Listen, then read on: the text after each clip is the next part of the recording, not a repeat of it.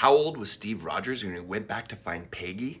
This is actually a really good question because then you can figure out how old man Steve is. And you can also talk about how many years Peggy and Steve spent apart after they reunited. This Steve Rogers here is about 38, 39 years old after the Infinity Saga. And the script for Endgame says that when Steve went back to get Peggy, he landed in the year 1949.